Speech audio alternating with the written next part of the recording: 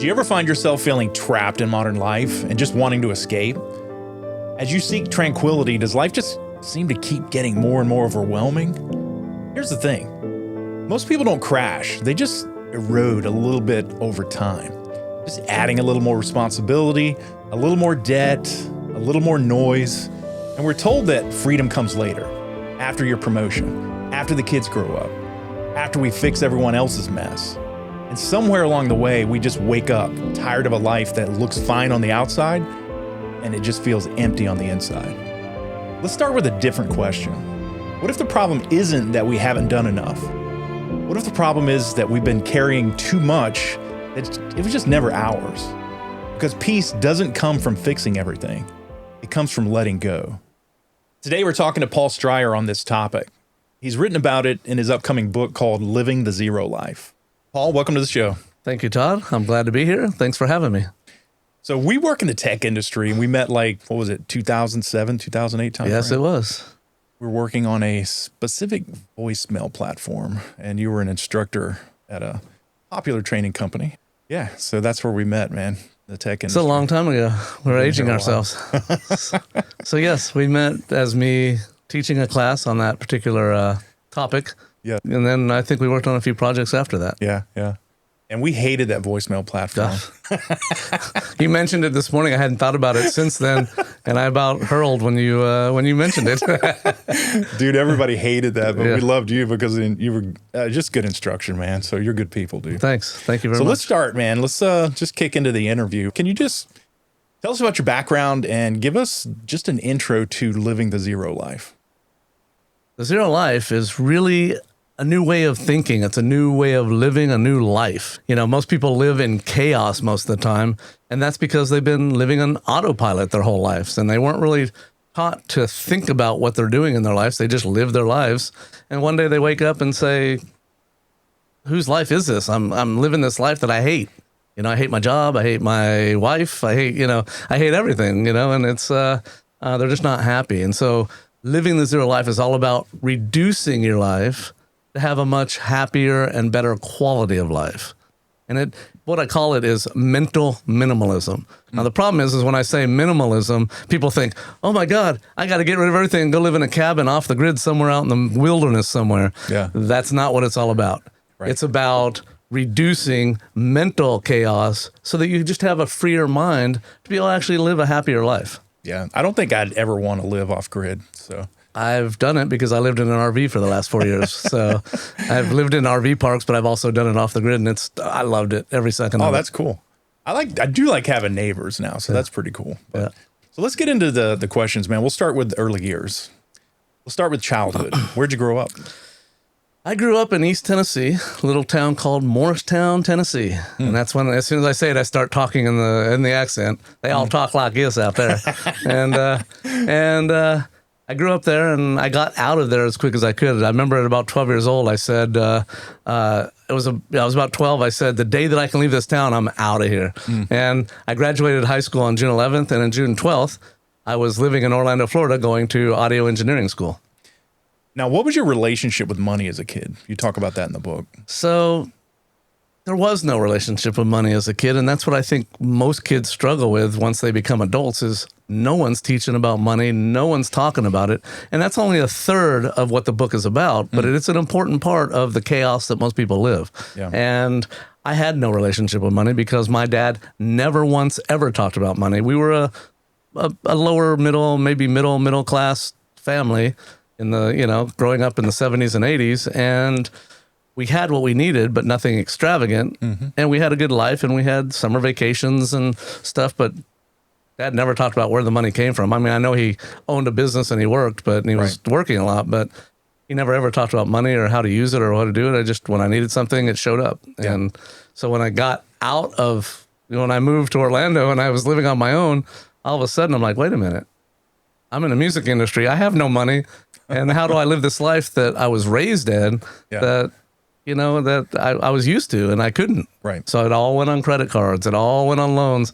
And that's when the whole thing of bad financial decisions started, was when I was 18. Right. Yeah, I grew up the same. I grew up differently, actually, because our the whole thing with my family was you put everything on credit. As long as you can make the payments on it, you were doing good. But the problem is most people don't make the payments. Yeah. And so you go on vacation one summer, and next summer when it's time to take vacation, you're still paying for the previous vacation. Right.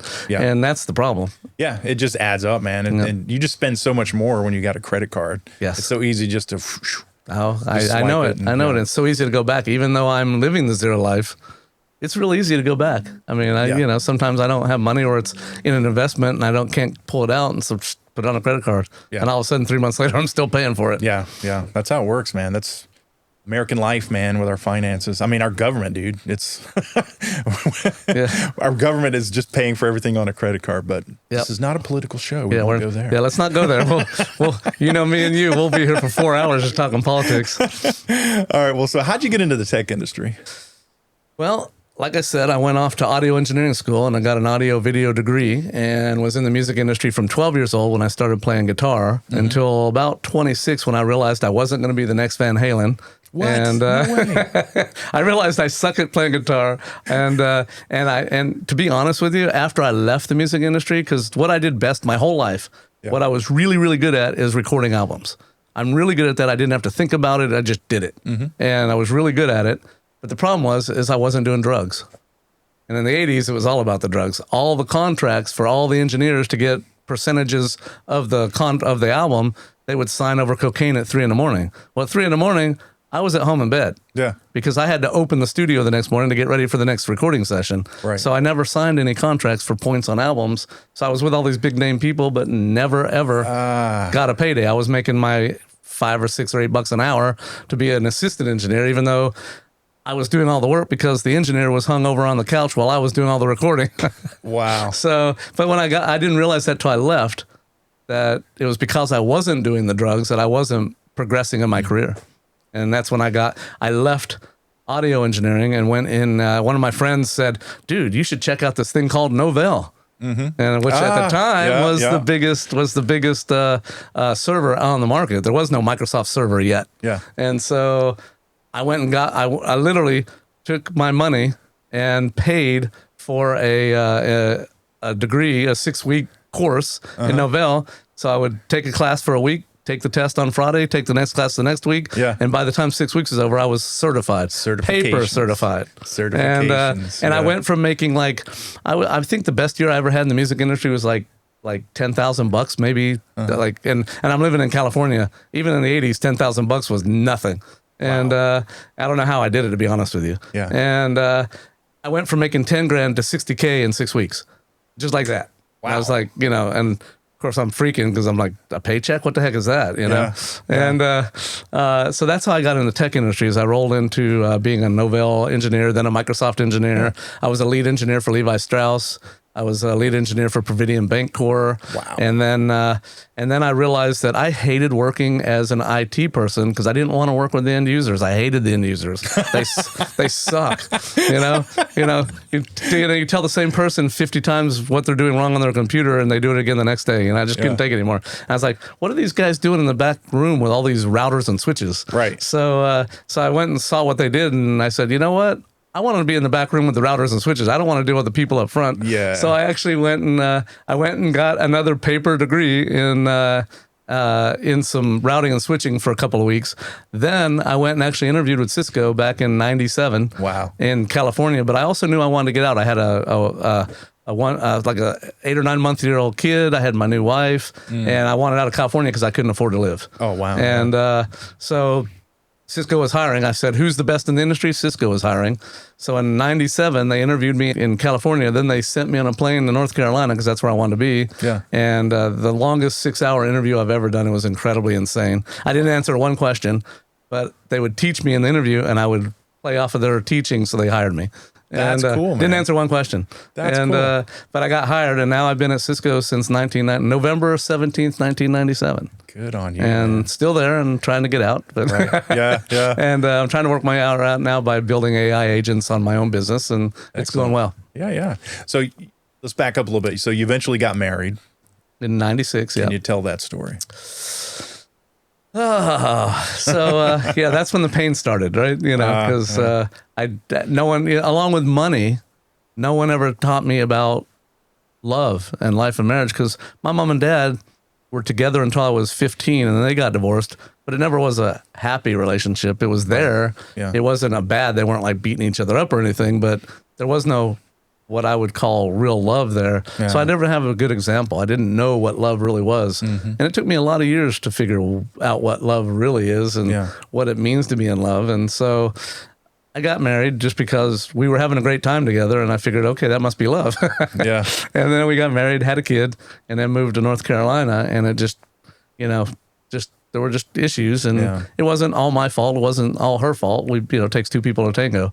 And, 13 years after knowing her, I stayed a lot longer than I should have for the kids. Yeah. And then Dr. Laura let me know that it was okay. If you remember Dr. Laura on the radio. I remember Dr. Laura, yeah. I was listening to her one day, and she said, well, if you have the 3 A's, you should get out. Otherwise, stay in. And I was like, what are the 3 A's? And she went to commercial, and I was at work, and I had to go for a meeting. And anyway, they didn't have internet back then. And you couldn't go Google it. I couldn't go Google it. And but I finally figured out what the 3 A's were, and I left the very next day. Oh, wow. And so that was in 2005 when I got divorced and left. Yeah. And what was the money situation in that marriage? It was bad. It was just terrible because no one taught me about love. No one taught me about money. And so I was still living on credit cards and on borrowed money. Even though I was making good money at Cisco, we were living way beyond our means. And if I'd gotten laid off for Cisco, we would have lost everything. We had the 4,000 square foot house. We had the 4 motorcycles. We had the brand new cars, the boats. We had all the toys, but they were all on loans. A couple $100,000 in toy loans. It's like, and then you had the house, and you had, and I was just miserable. I was miserable every night when I went to bed. I hated every second of it, but I did it because I thought that's what I needed to do to buy her love. Performance-based love. Yes. And then lifestyle creep. Yep. That's miserable. It was, and every time you got a raise, you just spent it. That's slavery, dude. Yeah. And I was miserable the whole entire time. But I did what I had to do because you take care of your business, right? Yeah. I mean, you take care of your wife, you take care of your kids, you take care of the house, you just do whatever it takes to get it done. Right. But I was miserable every second. Yeah, and I appreciate that you don't blame your ex-wife. You're just like, hey, this is my stuff. Yeah, well, it takes two to tango, right? She had things that she was doing, and we won't get into that. It's not something you advertise. I mean, but I spent, after the second marriage, I spent a lot of time figuring out what all those things were. I didn't, even between the first and second, I didn't do the work that needed to be done. Yeah. Yeah, so you guys got divorced, then you remarried. Yes. How did that play out? The second one. The second one, I met her at that same institution where I met you. She was actually in my very first class at that place where I went to work. She was in the audience with the students. Yeah, she was one of the students. How dare you? Yeah. So and what's funny is at the very beginning of the class, the very first day, you go around the room and introduce each other, right? And you were tutoring her privately. Yes. Not yet. That was later. That was much later. That was some good stuff right there. So we're going around the room, right? Yeah. And it's a funny story. Going around the room, everybody's introducing, hey, I'm Joe. I do this. I'm from this company. I want to learn this from the class. The routine for every beginning of class, right? Yeah. And I get to her, and I hadn't seen her yet. I'm just like, what's up? I'm sure my tongue was on the ground. I was just like, and the very first thought in my head is, I'm going to marry this woman. I was just like, wow. And the even funnier part is how in a movie when something happens to them and their whole room goes black and they just see tunnel vision on this one thing, right? Yep. It's exactly what happened to me. And all of a sudden the lights went down. And all of a sudden, this wind machine and lights came from underneath her, and her hair was blowing up, just like a movie. That's what I saw. And then she goes, "Hi, my name is Jennifer," just like Marilyn Monroe. Even though she didn't do that, and that's all I saw, and that's all I heard. And and she's talking about her, why she's there, and I didn't hear a damn thing. I was that's funny. I was just like, and so and then she had the same kind of thoughts, and we realized that. But it's funny. We didn't really talk much that week. I was too scared, right? I was like, what do I do? Every time I try to talk to her, I start stuttering. Yeah. And so like 2 weeks later, she needed some help at her current job. So she called her guidance counselor at that school and said, how can I get help on this? Because I need help. I said, why don't you call your teacher? There you go. And that's how it all started. We went on a date. And, and she absolutely, out of everybody I've ever dated or been with or anything, was the love of my life. I mean, I was madly in love with her. That's cool, man. And how did it go financially with that one? So. Same. Oh, no. Same. Actually, it was better because she had a little bit better habits and she wasn't as materialistic as the first. But it was still just as bad. I hadn't learned my lesson yet. Just overspending, thinking, we had to spend to make each other happy and, make life and make us look good to the Joneses and all the other things that we do in our head to think that we're doing something good and we're not. Yeah. And, but I didn't know it at the time. Obviously now I do. Yeah. I think all guys are susceptible to that. We think it's performance based. Yeah. I'm only valuable for what I'm bringing in, the money, the whatever. Yeah. And so we're just focused on that job, and lifestyle creep comes in, you're buying the toys, and it happens, man. Yep. And then you're just saying yes to everybody. Everybody, not even her, just everybody. Yeah. Everybody at work, everybody at family, everybody, everywhere. Yeah. And we all do that, man. You're signing up for more projects at work, working 60, 80 hours a week. 100 hours a week. Just get burned out, man. There's a lot of people that can relate to that. But then it all crashed down. You got divorced again. Yes. And totally out of the blue, I was completely unaware of how unhappy she was. I knew I was unhappy, but I was still madly in love with her. Yeah. And but I just didn't have the tools again to know how to manipulate's the wrong word, to maneuver the relationship into a place where we were fixing it and becoming healthy. And I just didn't have those tools. I didn't have it. Whereas now, next relationship I'm in, which I'm single right now, but next relationship is going to be incredible because I've done the work. Nice. That's cool, man. So, and what was your mental state after that second divorce? I mean, I was completely devastated, first of all, because, out of the blue, she's gone, and totally out of the blue. I had no clue. I mean, I was completely oblivious, which is really bad on my part. That means I wasn't nurturing her the way I should have, and being present with her like I should have been. I wasn't. I admit to it. I mean, again, on both relationships and every other relationships I've been in my whole life, not including women, but any relationship, a lot of times when things go bad, people point the finger at other people. Yeah. They're like, oh, you did this and you did that and I hate you and I blah, blah, blah, blah, blah, blah. And then, when I came out of that relationship, the first couple of years were really bad. I was a zombie. I did exactly what I had to do to keep my kids, and I was raising my kids solo. And I've raised my kids most of my life solo. And then I also had to keep my career, obviously. And I managed to somehow keep the career. I have no idea because I was a zombie for about 2.5, 3 years. And once I started coming out of that zombie phase and started actually feeling better and not being so depressed about losing her. And I never blamed her. I mean, I knew that I had done a bunch of stuff wrong, and I know she had done a bunch of things wrong. Right. We both killed the relationship. It wasn't just one of us. Takes two to tango. But I came out and said, you know what? As an engineer, I started going, wait a minute, this happened, and this happened, and this happened, and this happened. And I was like, wait a minute, I'm the common denominator in all those things happening. And I'm the common denominator for everything that happened in the previous relationship, and the previous relationship, and the previous relationship. I was the common, and I started writing it down because as an engineer, we do flow charts. I actually did flow charts on all the things I did right and all the things I did wrong in each one of the relationships. I have flow charts for everything. I also have pros and cons to the relationship. I also have lists of what I did right and what I did wrong in the relationships. I had a lot of, as an engineer, we do that, right? I mean, I'm sure you do it too. Like when I write a book, the very first thing I do is I write a flow chart. You got to diagram it out, man. Yep. So just like a network diagram. But I was completely crushed, completely devastated. But it wasn't until I woke up one day and said, you know what, it's all my fault. Not all my fault. Like I said, we both did things to crash the marriage. But I had to look at me and say, okay, these are all the things. It's I'm the common denominator in all these situations. Even not just marriage or relationships, but every at work, everywhere. And so that's when the healing began. That's when I started. I didn't set out to create a program or a lifestyle. I didn't set out to do that. I just was surviving. I needed to survive. And the only way I could survive is to figure out, as an engineer, how can I put this into a system that works for me? And then I, started, coming up with ideas of things that make me feel better. You know what I think's cool is the fact that you didn't look outward. And there's so many voices out there. You can go on YouTube, social media, TikTok, wherever, and you can see all these videos. You can go out and find videos that are going to tell you that it's your wife's fault.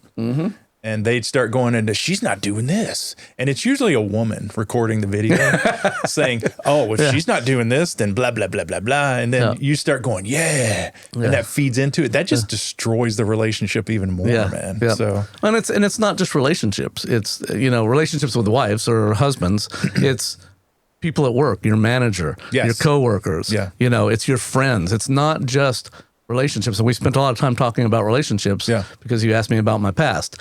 But it's everywhere in everything that you do and everybody you talk to. And when I meet new people and I talk to people, even when I talk to you today, when we haven't, you know, the last couple of years we reconnected, when I talk to you totally different than I did back in 07. I hope that you noticed. Yeah. But I think about it. I have intentionality to everything I do and everything I say. And after a while, of course, in the beginning, it's hard to do that. But once you start living zero life, Right. you change the way you think and feel. And it feels so good because you have more space in your brain and in your life to take people in and be compassionate and be empathetic to their needs. But you're also not having them suck your energy out, but you're still able to be part of their life if you want them in your life. But you're also intentionally going, do I really want this person in life? Do they bring peace to me? Yeah. You know, if they don't bring peace, if they bring chaos, no, they can't be in my life. Yeah. And you mentioned work, like career, jobs and stuff like that. We can also find those voices that are going to say, it's your employer's fault. Yeah. They need to be doing this. It's capitalism. Yeah. It's this, it's that. And you can find so many sources that are going to stoke those flames and make you hate your job, hate your boss, hate your wife. Yeah, and I did a lot of that before I started living the zero life, before I started changing who I was and the way I thought. I was so discontent with everything. I hated everything and everybody. And by the time I woke up in 2012, 2013, I was actually about 2013 or 14 when I started coming out of it. Yeah. And I started waking up and going, you know, I'm just not happy. And you know what? Everybody around me is not happy. And everybody I know is not happy. And you see people on the line that on the internet, nobody's happy. Why is nobody happy? And everybody's on on depressants and anxiety medicines. And you didn't have that in the 70s. We pulled our bootstraps up and we went, right? There was a lot of weed too. So there's that. It was right out of the 60s, right? So there was a lot of weed there. You're right. But I mean, you never heard of anybody on anxiety medicine in the 70s and 80s. You never heard of depression medicine back then. I mean, there was some, but now it's everybody. I mean, everybody's on it, and it's like an epidemic of these pills. And I truly think that I'm trying not to sell the zero life, but I am. If you do things like zero life, where you intentionally change your life instead of just living on autopilot like most people do, I think a lot of people could get off of these pills and off of anxiety pills, because if you reduce the chaos in your life, you're going to feel better. Right. So why do I need these pills anymore? And I'm not saying, there are people that actually really do need these pills. You need them, And because they just have chemical, sometimes people need them. Weed maybe, but no. I did smoke once, I didn't inhale.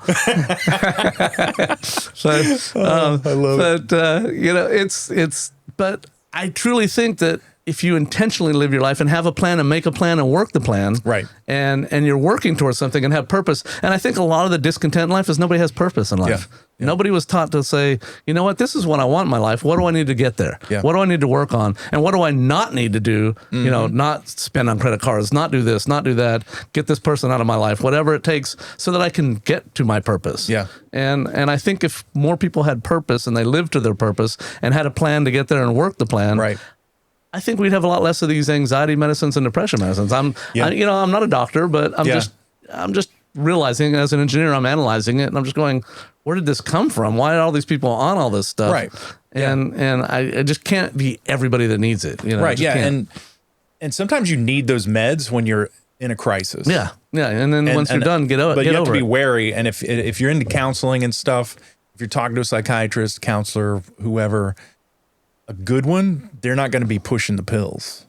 They're going to say, seems like they are. They're going to say, take the pills right now, and then let's start working things. And they come up with a plan and work through things with you, and you have to work. But then eventually you can come off those meds. But a lot of people aren't. So for anyone out there listening to this, we're not anti-medication. Sometimes you need it.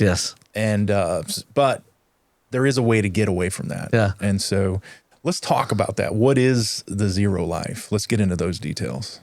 The zero life, again, is living with intention instead of on autopilot. And most people just live, and they have a ton of chaos in their life. And I based it, and as I said, when I came out of that relationship, my second wife, and I finally woke up one day and realized, hey, I got to do something. I feel bad. I started doing things and making flowcharts and doing all the things engineers do. And I said, you know what? The thing that's really bothering me the most right now, the most heaviest thing in my life is my finances. Yeah. I have all this other crap that's going on, but my finances are really killing me right now. So I said, you know what? I'm going to work on those for a little bit. What is the low-hanging fruit that can make me feel just a little bit better? And so I finally put my finances on paper. I had never put my finances on paper.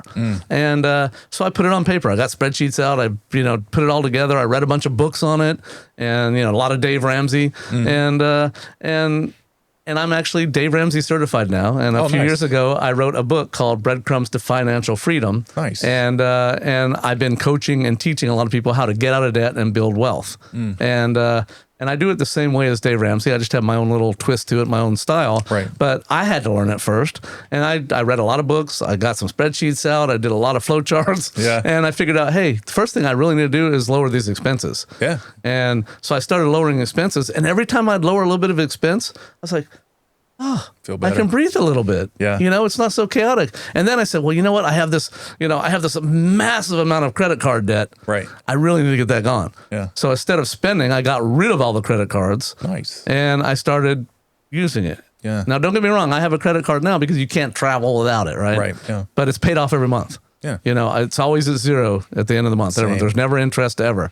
But for the years and years and years and years, I was paying $200, $300, $400, $500, $600 a month interest. Yeah. And never thought about it. I just kept going. Yeah. And so I lowered my debt.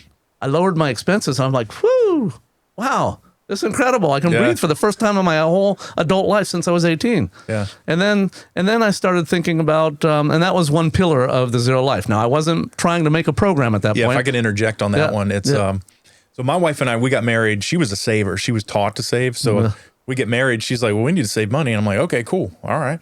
We were always savers, but we had plenty of money, good income, money was saved. We weren't tracking the expenses. And so there was that stress associated with, am I doing the right thing with my money? Yes. Am I planning the money? Yes. That's what was missing. We had plenty of savings. Yeah. So we still thought we were messing up. Yeah. But I sat down and I started tracking the outgoing expenses. There were some things we could reduce, but just having that peace of mind, knowing, okay, well, here's the money, and I made a plan for it. Yep. And over the years, every dollar should have somewhere it goes. Yes. So, maybe you're not someone who has just blown all your money and all this debt. You've got savings, but you're still stressed. Yeah. The Zero Life, I think your idea is there for making plans for the money, man. Yes. Every dollar has to have a place that it goes, and you make a plan for it and spend it and use it and save it, whatever you do. But, you got to get rid of the debt. You got to get your expenses down. Yep. I mean, I live on about $2,000 a month now. Back then I was living on $10,000, $15,000 a month. Everything was gone. Just gone. Yeah. Just gone. Yeah. And I have no idea where it went back then because I wasn't tracking anything. Yeah. It was all in my head. If it stays in your head, you'll never get it fixed ever. Yeah. It has to get on paper or spreadsheet. Yeah. When I was reading the book, man, I was like, yes, because you got the financial stuff in there, and I'm like, yes. And you got links out to tools and stuff that you can use as well. That's cool. Thanks. Yeah, it's good, but that's only a third of the book, right? Yeah. You talk about 3 burdens. Yes. And one of them is the money. Yep. The other one is drama. Yep. Can you talk about that? Give us some examples of drama that we need to eliminate. Yep. Well, remember what I said. Most people are living in chaos all the time. They're just like this the whole time. They're just going, and they wake up every morning going, I got to get to work. Oh, I got to do this. I got to do that. I got to do that. I got to do that. And they're just up to here. Mm-hmm. And they're just 100% going all the time. Mm-hmm. And money being one of them. Yeah. And then drama. And we'll talk about responsibility in a minute with the 3, what I call the pillars. Yeah. I wish I had a better word. Well, you mentioned crisis by proxy when you talk about drama. Yeah. What is crisis by proxy? Well, when you're talking about drama, you're talking about, a lot of people make their own drama. Yeah. But also a lot of drama comes to you from other places. Yep. And so crisis by proxy is where people are bringing you their drama and expecting you to help them fix whatever that drama is or just be there to listen. And it sucks the energy out of you. Oh, yeah. And it gives them the energy because a lot of times it's like a narcissist, right? Narcissists feed on that energy. Yeah. And I'm not saying everybody that brings you their drama is a narcissist. Right. But, I mean, they're feeding on that energy. It makes them feel better. It makes you feel bad. Yeah. And so now you've taken this burden on for them. Mm-hmm. You go home, you're still feeling bad. They might feel a little better because they've unburdened themselves. They've unburdened, even though they still have the problem. I confess, I've done that, dude. Yeah. I'm the guy at work complaining, and it's like, just complaining all the time. And I used to be that guy too. Yeah. I don't do that anymore. I've realized that I'm foisting things on my coworkers. Yeah. I do it to my family too. Yeah. I'm trying. Yeah. So that's something that's getting better at. I don't want to foist that drama on people, man. Yeah. Well, that, and we are what we think and say, right? Yeah. So if you're always talking about that drama and always thinking about that drama, you become that drama. Yes. And so I've started doing some meditative practices. That's good. Start the day. Yep. You got to start those meditations, man. You got to get your mind right at the beginning of the day and just start, you know. I meditate first thing when I wake up, when I go to bed, and sometimes even during the day, I'll just stop and say, you know what? Right. My day's not going the way I planned it or the way I want it. I'll go sit on a rock somewhere. One of the meditative things I'll do in the middle of the day if it's summer.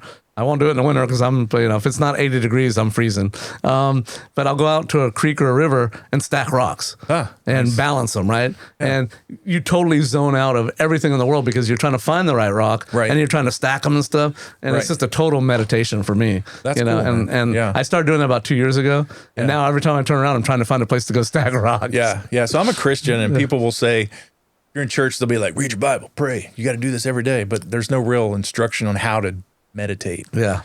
But meditation is a huge part of the Bible and what people did back in the day, man. People, you read stories about it. They go out at the evening when the sun's setting and just meditate.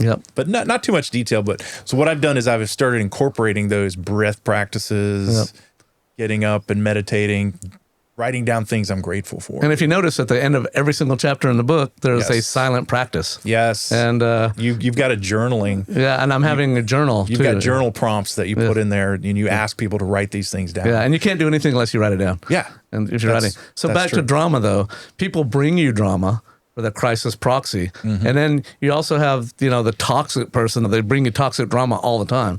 And I have one example that I always see in my head of one person that was constant for years and years and years in my life, and I was enabling it. Yeah, because I was continuing to delve into these dramas with this person, and it was every day, all the time. Everything they did was always drama, and I was always drugged down by it.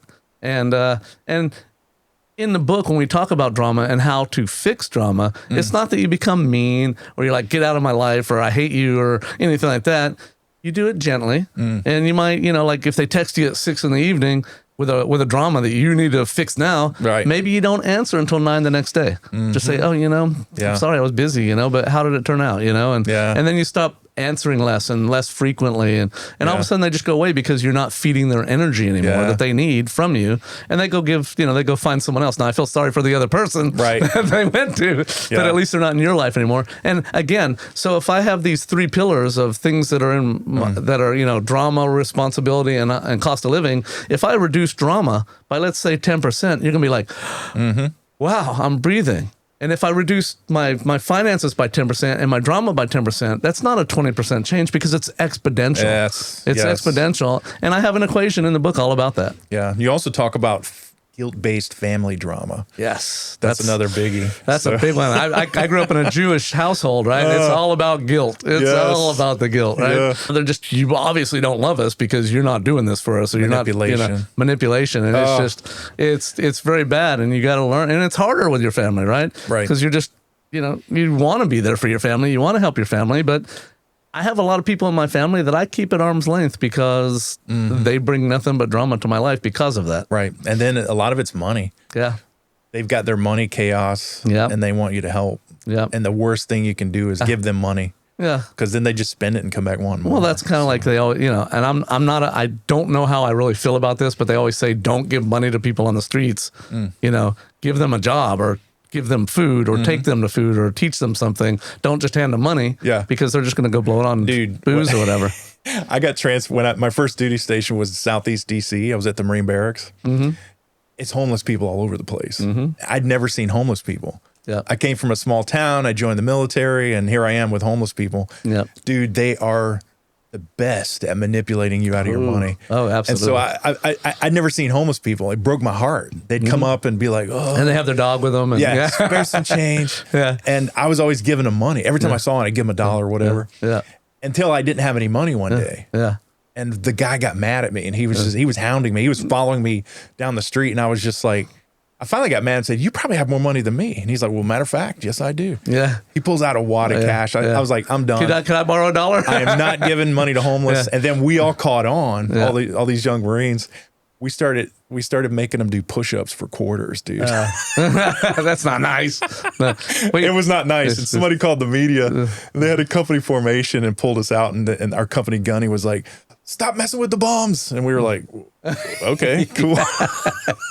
The things we do when we're young, right? I stopped giving money to homeless at that point because I knew the game. But living in San Francisco for a long time, homeless all up and down Market Street. And when I used to go to school on Market Street, so I'd be walking up there every day. Yeah. And I'd be like, dude, I'm not giving you money, but I'll take you right in here to McDonald's and buy you a meal. Yes. And they wouldn't take it. They'd be like, no, I just want money.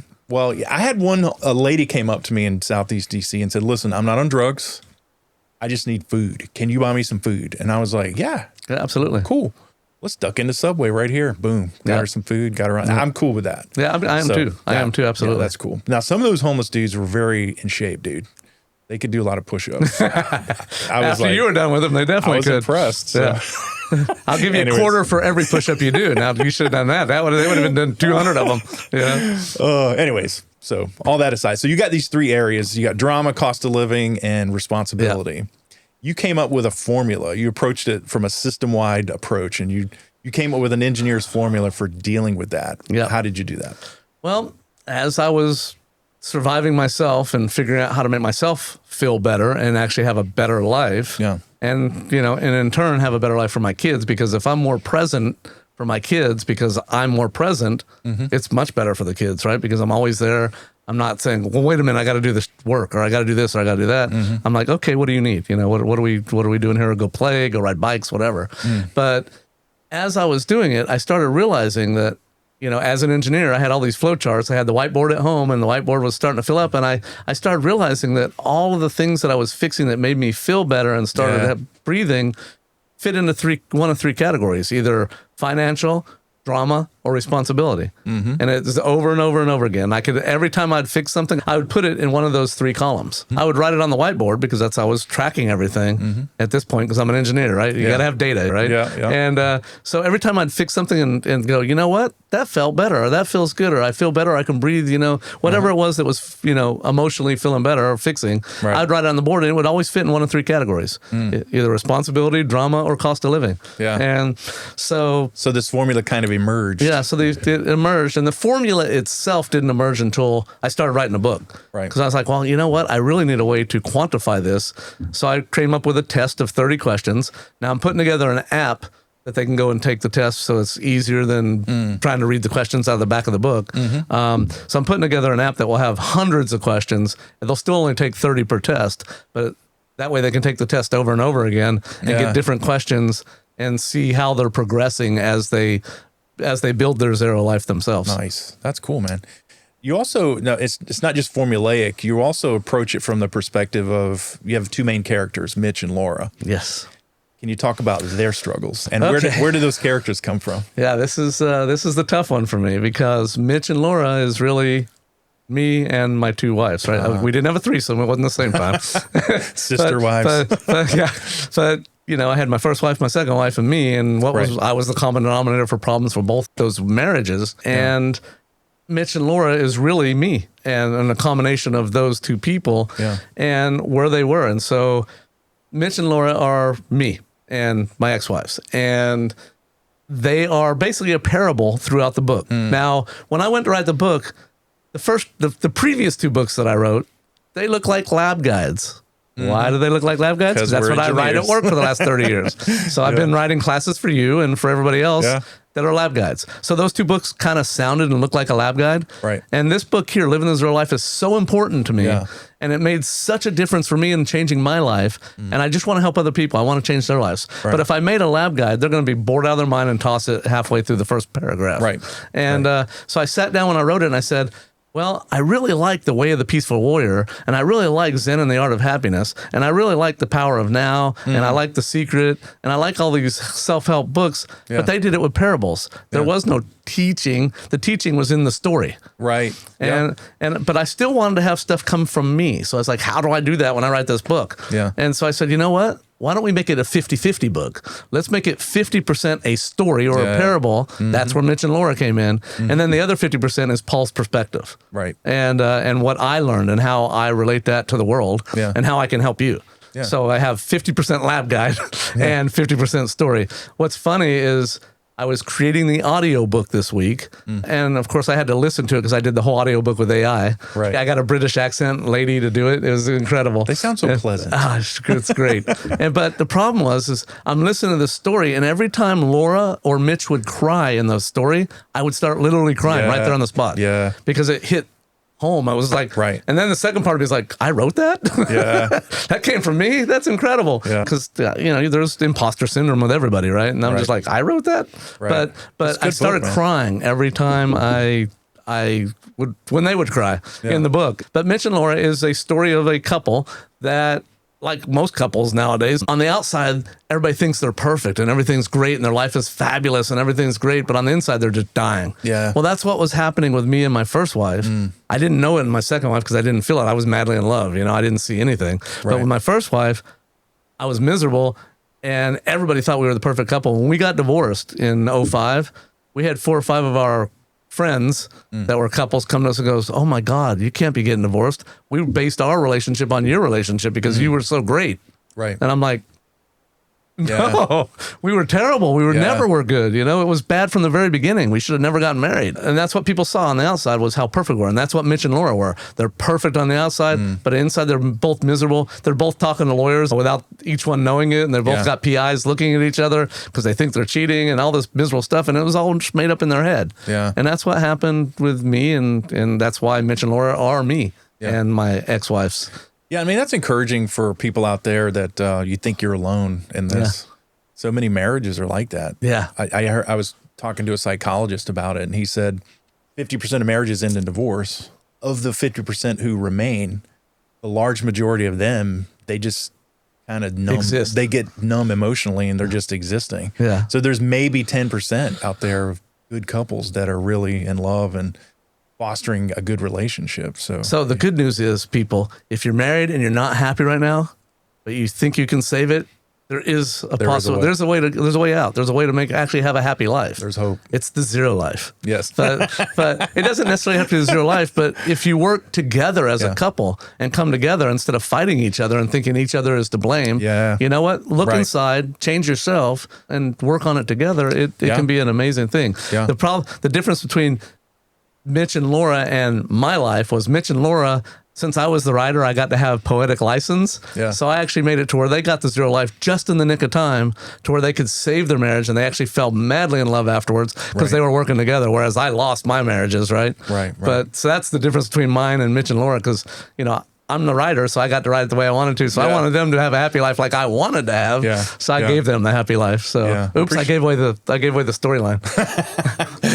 No, I appreciate you sharing your life, man. You're not sugarcoating things. You're not putting things out there that just aren't true. You're just like, hey, here's me. This is how I came up with a solution, and you've documented it for us, man. So that's cool. I enjoyed reading the book, dude. It was good. So did it help you in any way? Yeah, it was a good mix between the parable, Laura and Mitch, and the quality of life and that formula you came up with there. But have you had any instances where you've used the book in your head that... Yeah, dude, over Christmas, man, I had some family drama. Yeah. And it was like, it was, so an extended family member having some money problems. Yeah.